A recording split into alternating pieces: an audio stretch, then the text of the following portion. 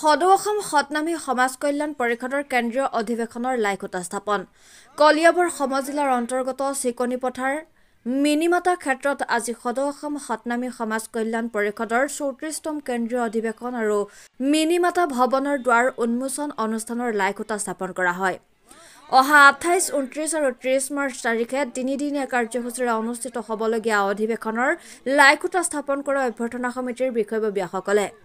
29 March তাৰিখে অনুষ্ঠিত হ'বলগীয়া মুকলি সভাত মুখ্য অতিথি হিচাপে উপস্থিত থাকিব অসমৰ মুখ্যমন্ত্ৰী ডক্টৰ হিমন্ত বিশ্ব শৰ্মা। তাৰোপৰি উপস্থিত থাকিব অসম চৰকাৰৰ কেইবাগৰাকী মন্ত্ৰী, সাংসদ আৰু বিধায়ক। ছত্তীশগড়ৰ পূৰ্বৰ ৰাজ্যসভাৰ সাংসদ ছায়া বৰ্মাই আগবঢ়োৱা আৰ্থিক অনুদানেৰে নিৰ্মাণ কৰা মিনিমাতা ভৱনৰ দুৱাৰ মুকলি কৰিব ছত্তীশগড় বিধানসভাৰ অধ্যক্ষ ডক্টৰ ৰমন সিঙে। অনুষ্ঠানত ছত্তীশগড়, উৰিষ্যা, হাৰিয়ানা, দিল্লী, ত্ৰিপুৰা, মুম্বাই, উত্তৰ প্ৰদেশকে ধৰি ভাৰতৰ কেইবাখনো ৰাজ্যৰ লগতে নেপালৰ পৰাও সতনামী সমাজৰ প্ৰতিনিধিয়ে অংশগ্ৰহণ কৰিব বুলি উদ্যোক্তাসকলে জানিবলৈ দিয়ে। News desk report, any express. আজি আমি অধিৱেশনৰ লাইখুটা প্ৰতিষ্ঠা কৰা হ'ল আৰু আমাৰ 28, 29, 30 তিনিদিনীয়া কাৰ্যসূচীৰে আমাৰ মিনিমাতা ভৱনৰ দুৱাৰ মুকলি আৰু আমাৰ অধিৱেশনৰ মুকলি সভা অনুষ্ঠিত হ'ব আৰু সেই হেতুকে আজি আমি একেলগে সমাগত হৈ লাইখুটা স্থাপন কৰা হ'ল আৰু আজিৰ পৰা আমাৰ এই কাৰ্যসূচী পূৰ্ণগতিত অব্যাহত থাকিব আৰু এই কাৰ্যসূচীৰ লগত আমি ইয়াৰ স্থানীয় ৰাইজ আৰু অসমবাসী, অসমৰ বাহিৰৰো সহযোগ কামনা কৰিছোঁ আৰু সকলোকে এই কাৰ্যসূচীত আমাৰ 29 তাৰিখৰ দিনা মুকলি সভা হ'ব। সেই মুকলি সভাত আমাৰ মিনিমাতা ভৱনটোত দুৱাৰ উন্মোচন কৰিব আমাৰ ছত্তীশগড়ৰ বিধানসভাৰ অধ্যক্ষ মাননীয় ডক্টৰ ৰমন সিং দেৱ আৰু তেখেত প্ৰাক্তন মুখ্যমন্ত্ৰীও হয় আৰু আমাৰ মুকলি সভাৰ মুখ্য অতিথি হিচাপে থাকিব অসমৰ মুখ্যমন্ত্ৰী ডক্টৰ হিমন্ত বিশ্ব শৰ্মাদেৱ আৰু ইয়াৰ লগত সংগতি ৰাখি আমাৰ অসম চৰকাৰৰ কমচে কম 8-9জন মন্ত্ৰীক আমি নিমন্ত্ৰণ জনাম আৰু তেওঁলোকে আমাৰ মুকলি সভাত অংশগ্ৰহণ কৰিব আৰু ইয়াৰ বাহিৰে আমি আমাৰ অসমৰ বাহিৰৰ ছত্তীশগড়তো আমাৰ আমন্ত্ৰিত অতিথি থাকিব। তাৰ বাদেও আমি বিশেষ সূত্ৰে জানিব পাৰিছোঁ যে অসমৰ বাহিৰৰ ভাৰতৰ ভিতৰৰ বহু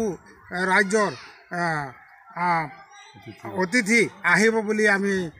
বিশেষ সূত্ৰে জানিব পাৰিছোঁ। গতিকে আমাৰ স্থানীয় ৰাইজ আৰু আমাৰ কলিয়াবৰ জিলাৰ ৰাইজসমূহে সকলোকে আমি সেৱা শুশ্ৰূষা কৰি যাতে আমাৰ এই অধিৱেশনথলীত আমাৰ আহি কোনো ৰাইজে যাতে অসুবিধাত যাতে সন্মুখীন নহয় তাৰ কাৰণে সকলোকে সহায় কৰিবৰ কাৰণে মই আজি অভ্যৰ্থনা কমিটিৰ সভাপতি হৈ সকলোকে অনুৰোধ জনাইছোঁ। আজি শুভ মুহূৰ্তখনত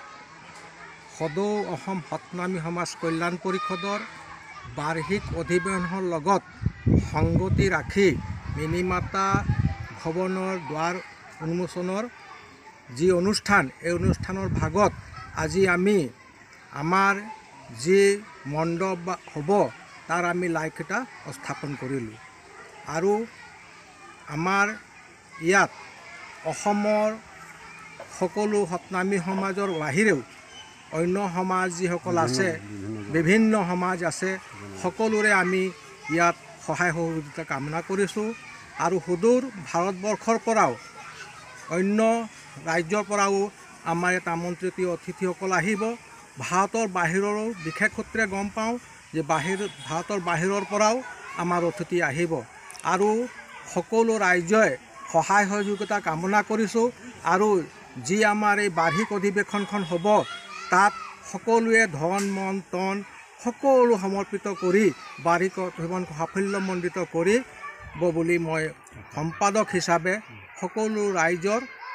অনুৰোধ জনাইছোঁ। বিশেষকৈ অতিথি আহিব উৰিষ্যা, ছত্তীশগড়, হাৰিয়ানা, নেপাল ৰাজ্যৰ পৰা আমাৰ অতিথি আহিব এই আমাৰ এই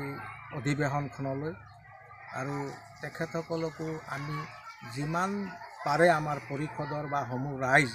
হৈ তেখেতসকলকো আমি সুন্দৰভাৱে যাতে আমি আপ্যায়ন কৰিব পাৰোঁ তাৰ আমি ইতিমধ্যে আমি প্ৰস্তুতি আমাৰ কল্যাণ পৰিষদ আৰু আমাৰ ভাতৃ সংগঠন যুৱ পৰিষদ আমাৰ মহিলা পৰিষদ সকলো আৰু সমাজ গোটেই অসমৰ সমাজ আমি এই কৰ্মত আমি জড়িত হৈ আছোঁ আৰু সকলোকে অনুৰোধ জনাওঁ যে